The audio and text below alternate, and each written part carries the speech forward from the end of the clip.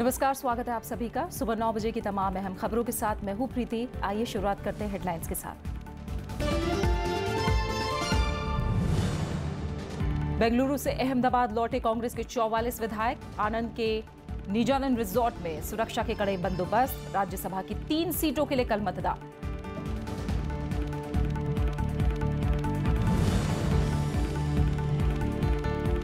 न्याय और धार्मिक सहिष्णुता मजबूत लोकतंत्र के लिए जरूरी। एनएलयू के दीक्षांत समारोह में उपराष्ट्रपति का बयान। भीड़तंत्र के खतरे से किया आगाह।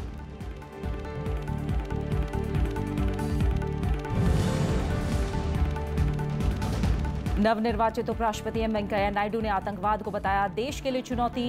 एकता और अखंडता पर दिया जोर। तिरुमाला में भगवान वेंकटेश्वर के किए दर्शन।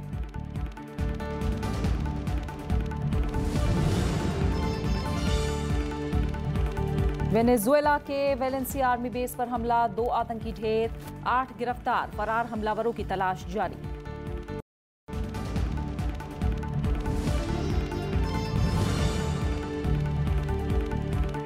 और टेस्ट सीरीज में टीम इंडिया ने जीता दूसरा मुकाबला। श्रीलंका को पारी और 53 रन से हराकर बनाई अजय बढ़त। रवींद्र जडेजा बने मैन ऑफ द मैच।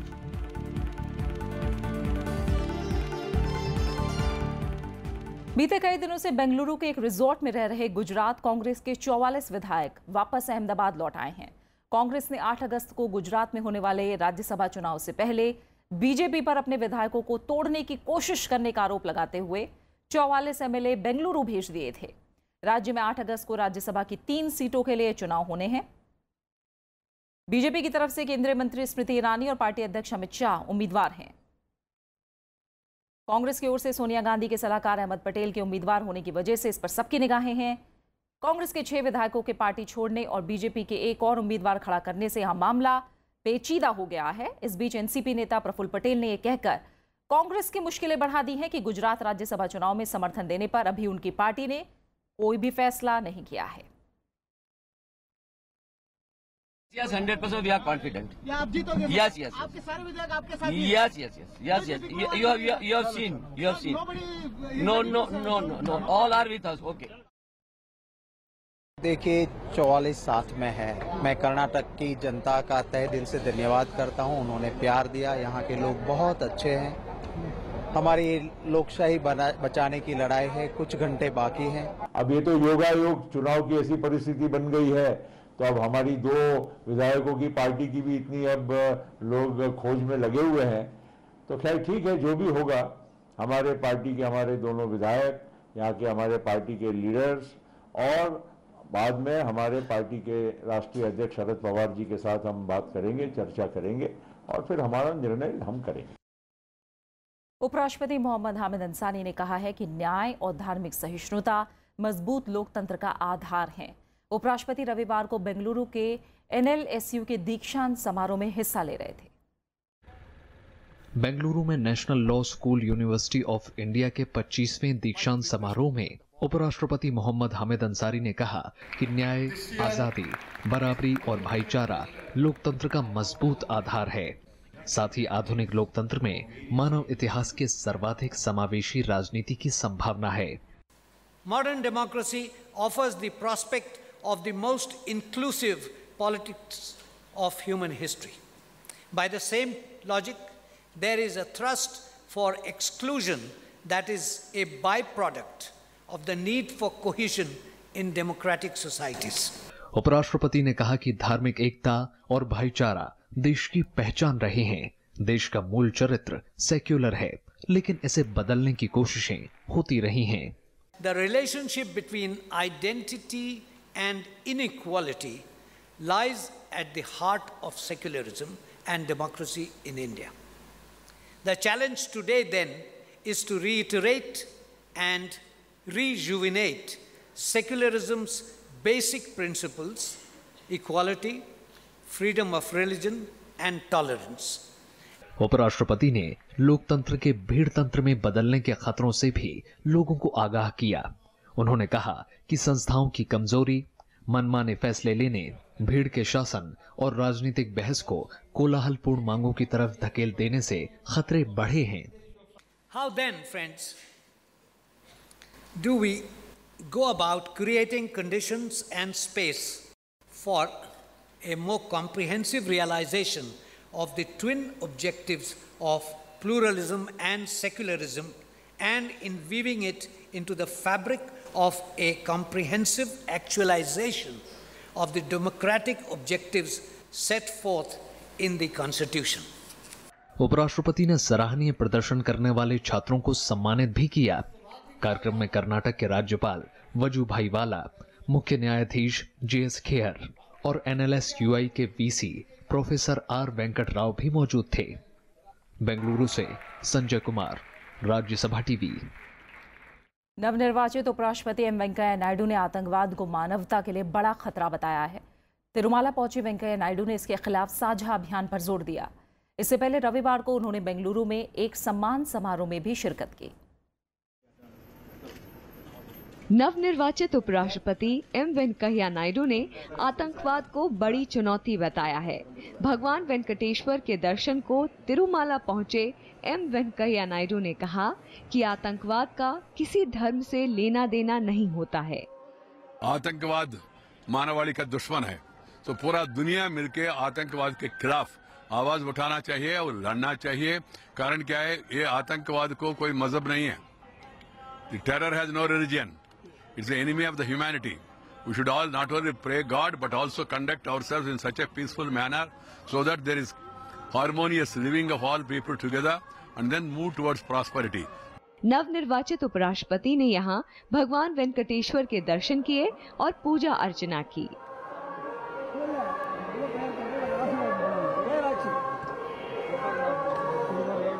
इससे पहले बेंगलुरु में एक सम्मान समारोह को संबोधित करते हुए उन्होंने कहा कि इंडिया का मतलब integrated national development impacting all Indians है। ये इंडिया के लिए मिशन है। वेंकैया नायडू ने कहा कि उनके मन में कर्नाटक के लिए काफी सम्मान है, क्योंकि राज्य ने उन्हें राज्यसभा सदस्य के तौर पर 3 कार्यकालों में देश की सेवा करने का मौका दिया। 3 times continuously for 18 years, selecting me to parliament is not an ordinary thing. So I always remember the love and affection shown towards me by the people of Karnataka, by the members of the Legislative Assembly of Karnataka and the political leadership of Karnataka for the honor they have bestowed on me. नवनिर्वाचित उपराष्ट्रपति का अपने पैतृक गांव में कुछ स्थानीय कार्यक्रमों में शामिल होने का कार्यक्रम है। Bureau report, Rajya Sabha TV. वित्त मंत्री अरुण जेटली रविवार को केरल में हमले का शिकार हुए RSS कार्यकर्ताओं के परिजनों से मिलने पहुंचे। उन्होंने केरल में राजनीतिक विरोधियों के खिलाफ हिंसा की बढ़ती घटनाओं पर चिंता जताई है। वित्त मंत्री अरुण जेटली रविवार को केरल के तिरुवनंतपुरम पहुंचे। यहां उन्होंने हाल ही में राजनीतिक हिंसा के शिकार बने RSS कार्यकर्ताओं के परिजनों से मुलाकात की। इस मौके पर उन्होंने केरल में राजनीतिक हिंसा की बढ़ती घटनाओं पर चिंता जाहिर की। They are attacking houses. They are attacking political opponents with weapons.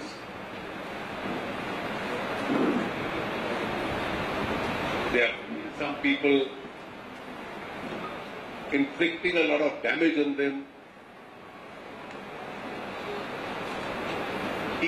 Officers are not being spared. वित्त मंत्री ने इस तरह के मामलों के लिए राज्य सरकार को जिम्मेदार ठहराया है। उन्होंने चेतावनी दी कि अगर पुलिस और राज्य सरकार ने निष्पक्ष कार्रवाई नहीं की तो प्रदेश में हिंसा का माहौल कभी खत्म नहीं होगा। I do hope and pray that this environment doesn't continue for very long. Both our central and state party would like to fully cooperate in putting an end to this atmosphere of violence, and I do hope the state government takes active steps.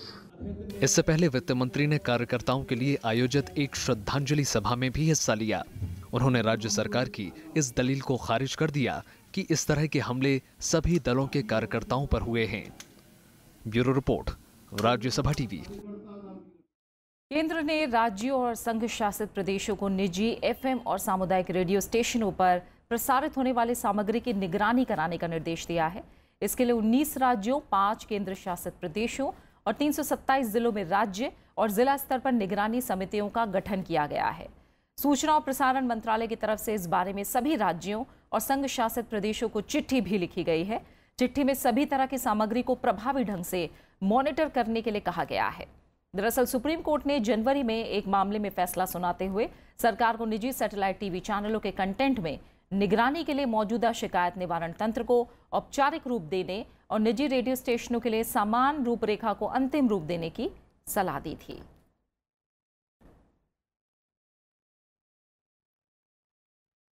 आज तीसरा राष्ट्रीय हथकरघा दिवस है। 1905 में आज ही के दिन कोलकाता के टाउन हॉल में एक जनसभा हुई थी जिसमें स्वदेशी आंदोलन की औपचारिक शुरुआत की गई थी। इस आंदोलन में घरेलू उत्पादों और उत्पादन प्रक्रियाओं का फिर से जिंदा किया जाना शामिल था। भारत सरकार ने इस आंदोलन की याद के तहत 2015 में हर साल 7 अगस्त को राष्ट्रीय हथकरघा दिवस को मनाने का ऐलान किया था। इस दिवस को मनाने का उद्देश्य हथकरघा उद्योग के महत्व को समझना है, साथ ही देश में इसके सामाजिक आर्थिक योगदान के बारे में जागरूकता फैलाना है। हथकरघा क्षेत्र विविध आयाम, पर्यावरण हितैषी और असंख्य बुनकरों के रोजगार का स्रोत है। इसके अलावा कई महिलाएं भी इससे जुड़ी हैं। हथकरघा क्षेत्र का विकास महिला सशक्तिकरण के लिए एक महत्वपूर्ण स्रोत है। इस मौके पर हथकरघा क्षेत्र को प्रोत्साहित करने के लिए गुवाहाटी में तीसरे हथकरघा दिवस का आयोजन किया जाएगा। खबरें जारी हैं, हम लौट रहे हैं एक छोटे से ब्रेक के बाद।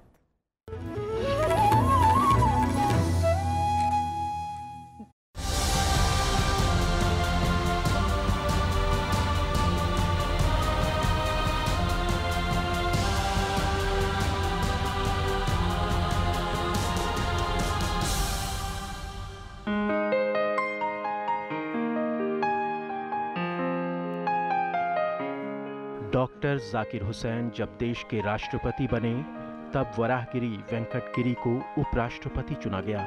उन्होंने 13 मई 1967 को पद और गोपनीयता की शपथ ली।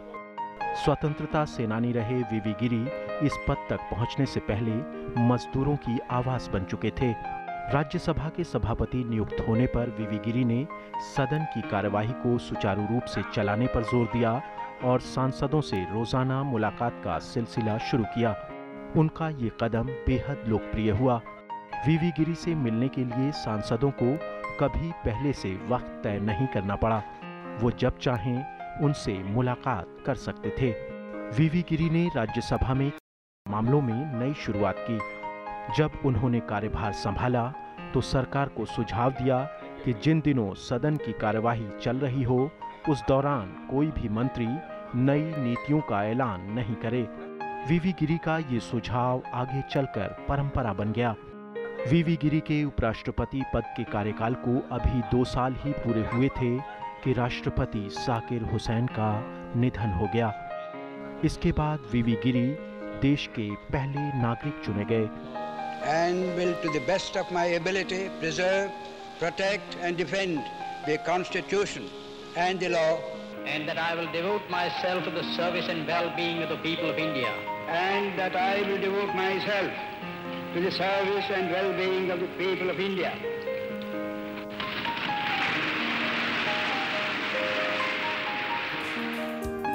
राष्ट्र की सेवा में अहम योगदान के लिए वीवी गिरी को 1975 में भारत रत्न सम्मान दिया गया।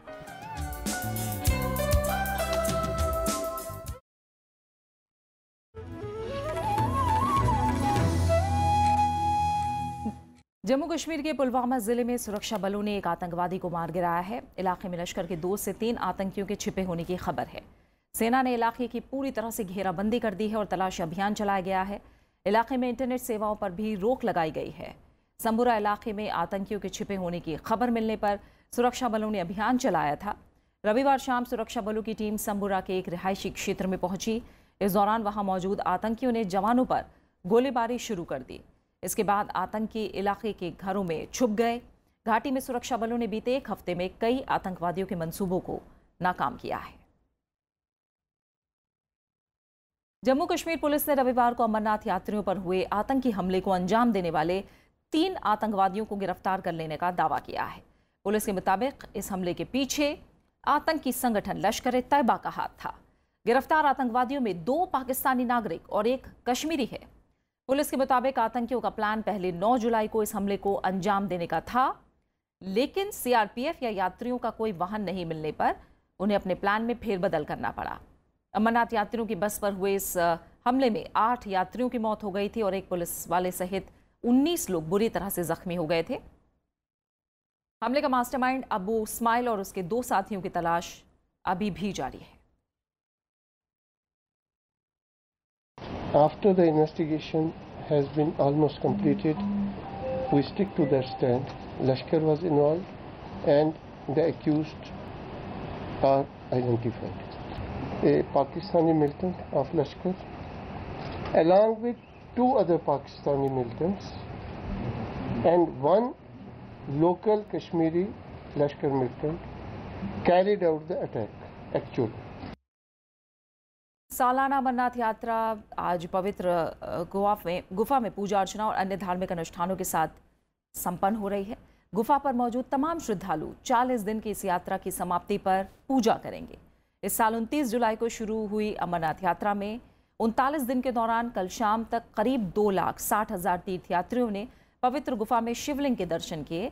आज दोपहर से पहले गुफा के महंत की अगुवाई में छड़ी मुबारक कर पवित्र गुफा पहुंचेगी। श्रावण मास की पूर्णिमा पर रक्षाबंधन के अवसर पर यात्रियों का आखिरी जत्था अमरनाथ गुफा में शिवलिंग के दर्शन करेगा। मुंबई की दूसरी लाइफलाइन कही जाने वाली बेस्ट बसें आज सड़कों से दूर हैं। बेस्ट के तकरीबन 60,000 कर्मचारी कल रात 12 बजे से हड़ताल पर चले गए हैं। समय पर वेतन नहीं मिलने के विरोध में बेस्ट के कर्मचारी हड़ताल पर हैं। देर रात तक बेस्ट के कर्मचारियों और बीएमसी के बीच समझौते की कोशिश होती रही, लेकिन कोई नतीजा नहीं निकला। रक्षाबंधन के दिन बसों की हड़ताल ने मुंबई वासियों की परेशानियां बढ़ा दी हैं। मुंबई में बेस्ट की करीब 3,000 बसें हैं, जिनमें रोजाना 30 लाख मुंबई वाले सफर करते हैं। हिमाचल में भारी बारिश से जुड़ी घटनाओं में 4 बच्चों की मौत हो गई। पानी के तेज बहाव की वजह से कई मकान बुरी तरह से क्षतिग्रस्त भी हो गए। लगातार बारिश की वजह से जगह जगह जमीन धंस गई है। इस वजह से हिमाचल में 100 से ज्यादा सड़क मार्ग बाधित हुए हैं। ओडिशा में उत्तरी तटीय क्षेत्रों में रविवार को भारी से बहुत भारी बारिश हुई। मौसम विभाग ने ओडिशा के इन्हीं हिस्सों में अगले 2 दिन में कुछ जगहों पर भारी बारिश का अनुमान जताया है। पश्चिम बंगाल में मौसम विभाग ने अगले 4 दिनों में पहाड़ी इलाकों में भारी बारिश होने की संभावना भी जाहिर की है। कुछ अहम अंतर्राष्ट्रीय खबरों में वेनेजुएला के शहर वेलेंसिया के आर्मी बेस पर हथियारबंद समूह के हमले को सेना ने नाकाम करने का दावा किया है। सरकारी टेलीविजन पर राष्ट्रपति निकोलस मदुरो ने 2 हमलावरों को मार गिराने जबकि 8 को पकड़ लेने की बात कही है। इस मामले में कई लोगों को गिरफ्तार कर लिया गया है। राष्ट्रपति मदुरो ने सेना को इस हमले को नाकाम करने के लिए बधाई दी है। उन्होंने इन हमलों के पीछे विदेशी ताकतों का हाथ बताया है। वहीं कई फरार हमलावरों की तलाश जारी है। उत्तर पश्चिमी शहर वेलेंसिया में करीब 20 लोगों ने इस हमले को अंजाम दिया। सत्ताधारी दल सोशलिस्ट पार्टी के उपनेता डियोजदाडो काबेलिया ने ट्विटर पर इस घटना को आतंकी हमला बताया है। नाइजीरिया में गोलीबारी की बड़ी घटना सामने आई है। दक्षिण पूर्व नाइजीरिया में एक चर्च पर हुए हमले में 12 लोग मारे गए हैं। यह हमला ओनिच्छा शहर के पास ओजुबुलु स्थित सेंट फिलिप्स गिरजाघर को निशाना बनाकर किया गया। पुलिस के मुताबिक अज्ञात बंदूकधारियों ने चर्च में प्रार्थना के दौरान अचानक ही हमला किया। हमले के वक्त वहां कितने लोग मौजूद थे, इसकी जानकारी अभी नहीं मिल सकी है। अब तक किसी भी आतंकी संगठन ने हमले की जिम्मेदारी नहीं ली है। बात क्रिकेट की करेंगे। कोलंबो में खेले गए दूसरे टेस्ट मैच में भारत ने श्रीलंका को पारी और 53 रन से हराकर 3 टेस्ट मैचों की सीरीज अपने नाम कर ली है। मैच के चौथे दिन लंच के बाद भारत ने मुकाबले में जीत दर्ज की। श्रीलंका की दूसरी पारी में रवींद्र जडेजा ने सबसे ज्यादा 5 विकेट अपने नाम किए। जडेजा के अलावा अश्विन और पांड्या को 2-2 और उमेश यादव को 1 विकेट मिला। श्रीलंका की ओर से विमत करुणारत्ने ने सबसे ज्यादा 141 रन बनाए। मैच में 70 रन की पारी खेलने के साथ ही पहली पारी में 2 और दूसरी पारी में 5 विकेट लेने के लिए जडेजा को मैन ऑफ द मैच चुना गया। मैच में भारत ने टॉस जीतकर पहले बल्लेबाजी करते हुए 9 विकेट पर 622 रन बनाए थे। अभी सीरीज का तीसरा टेस्ट खेला जाना बाकी है। भारतीय टीम की टेस्ट सीरीज में ये लगातार 8वीं जीत है। लंदन में विश्व एथलेटिक्स चैंपियनशिप में कल भारतीय खिलाड़ी निर्मला शुरान ने महिलाओं की 400 मीटर की दौड़ के सेमीफाइनल में जगह बनाई है। रविवार को हुई दौड़ में 22 साल की निर्मला पहले दौड़ में 52.01 सेकंड का समय लेकर चौथे स्थान पर रहीं।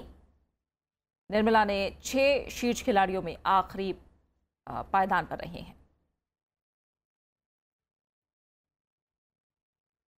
आज रक्षाबंधन है। भाई बहन के प्यार का त्योहार देश भर में धूमधाम से मनाया जा रहा है। राष्ट्रपति, उपराष्ट्रपति और प्रधानमंत्री ने देशवासियों को रक्षाबंधन की बधाई दी है।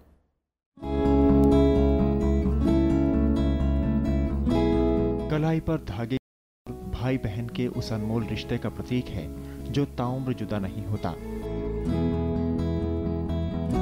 ये धागा रिश्तों का वो पावन सूत्र है जो भारतीय समाज के संस्कारों से निकला है।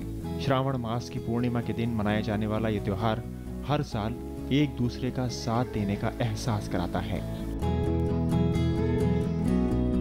इस मौके पर देश के अलग अलग हिस्सों में खास समारोह का आयोजन होता है, जहां राखी बांधकर रिश्तों की मजबूत नींव रखी जाती है। अपनों से दूर और देश की सुरक्षा में मुस्तैद जवानों की कलाई इस खास मौके पर कभी सूनी नहीं रहती। रक्षाबंधन के पावन पर्व पे हमारी बॉर्डर गार्डिंग फोर्स यानी सीमा सुरक्षा बल बॉर्डर तैनात है। देशवासियों को हमें इंश्योर करते हैं कि हम यहाँ पे तैनात हैं, आपको सुरक्षा संबंधित कोई प्रॉब्लम नहीं है, आप रक्षाबंधन का पर्व खुशी से मनाएं। जम्मू कश्मीर में सीमा पर तैनात जवानों के साथ स्कूली छात्राओं ने भाई बहन का ये पावन पर्व मनाया। तो उधर देश के अलग अलग हिस्सों में भी बहनें अपने भाइयों की कलाई पर राखी बांधने पहुंची। डोरा के साथ मुझे रक्षाबंधन मनाने का मौका मिला। हैप्पी रक्षाबंधन। बीएसएफ को भी। रक्षाबंधन महज एक त्योहार नहीं बल्कि हमारी परंपराओं का प्रतीक है जो आज भी हमें अपने परिवार और संस्कारों से जोड़े हुए हैं। Bureau report, Rajya Sabha TV. आज गुरुदेव रवींद्रनाथ टैगोर की पुण्यतिथि है। नोबेल पुरस्कार से सम्मानित गुरुदेव ने भारतीय साहित्य और संगीत को समृद्ध करने में अहम योगदान दिया। कवि, कहानीकार, नाटककार, गीतकार, संगीतकार और चित्रकार, उनके रचनात्मक व्यक्तित्व के कई सारे पहलू हैं। आइए याद करते हैं गुरुदेव को। ये झलक है इतिहास के उन महान पलों की जब शांति निकेतन में 20वीं सदी की 2 महान हस्तियों महात्मा गांधी और गुरुदेव रवींद्रनाथ टैगोर की मुलाकात हुई थी। रवींद्रनाथ टैगोर ने ही गांधी जी को महात्मा का नाम दिया था, तो गांधी जी ने उन्हें गुरुदेव की उपाधि दी थी।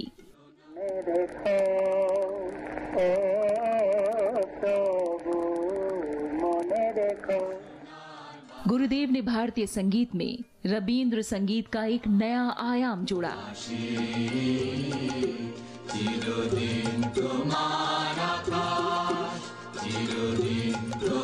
टैगोर की कृतियों ने भारतीय सिनेमा को भी प्रभावित किया। उनकी कहानियों पर काबुलीवाला, 3 कन्या, चारुलता और घोड़े बायरे जैसी फिल्में बनी। गुरुदेव बांग्लादेश के राष्ट्रगान आमार सोनार बांग्ला के भी रचयिता हैं। उन्हीं के गीत एकला चलो रे ने आजादी के आंदोलन के दौरान देशभक्तों में एक नई ऊर्जा का संचार किया।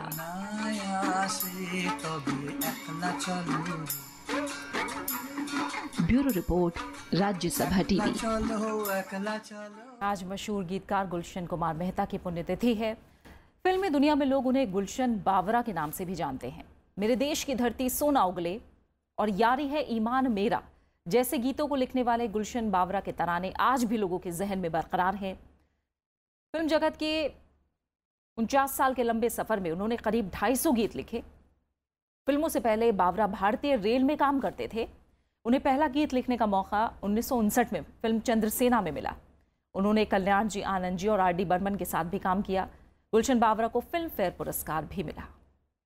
दीवाने हैं दीवानों को नजर चाहिए, नजर चाहिए, मोहब्बत भरी एक नजर चाहिए, नजर चाहिए। जवानी में जवानी के सहारे हो जवां, मेरे मेहरबा मुझे तू ही तू, हम सफर चाहिए, हम सफर चाहिए। किसी पे दिल अगर आ जाए तो क्या होता है, वही होता है जो मंजूर खुदा होता है।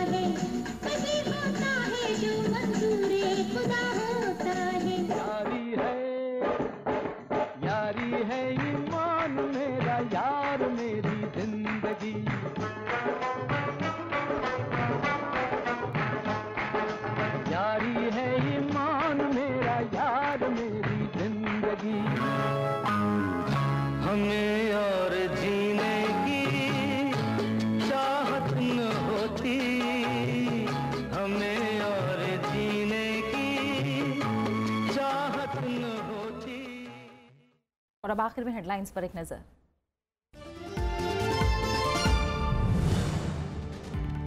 बेंगलुरु से अहमदाबाद लौटे कांग्रेस के 44 विधायक। आनंद के निजानंद रिजॉर्ट में सुरक्षा के कड़े बंदोबस्त। राज्यसभा की 3 सीटों के लिए मतदान कल।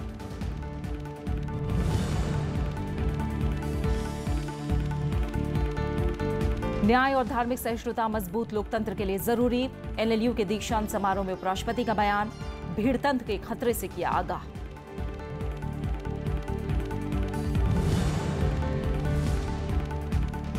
नवनिर्वाचित उपराष्ट्रपति एम वेंकैया नायडू ने आतंकवाद को बताया देश के लिए चुनौती। एकता और अखंडता पर दिया जोर।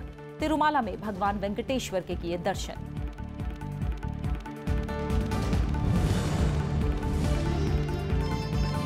वेनेजुएला के वेलेंसिया आर्मी बेस पर हमला। 2 आतंकी ढेर, 8 गिरफ्तार। फरार हमलावरों की तलाश जारी।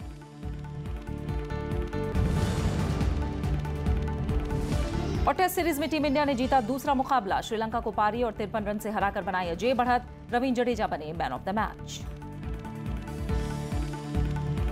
फिलहाल सुबह 9 बजे की खबरों में मेरे साथ इतना ही। आगे आप देख सकते हैं मीडिया मंथन। नमस्कार।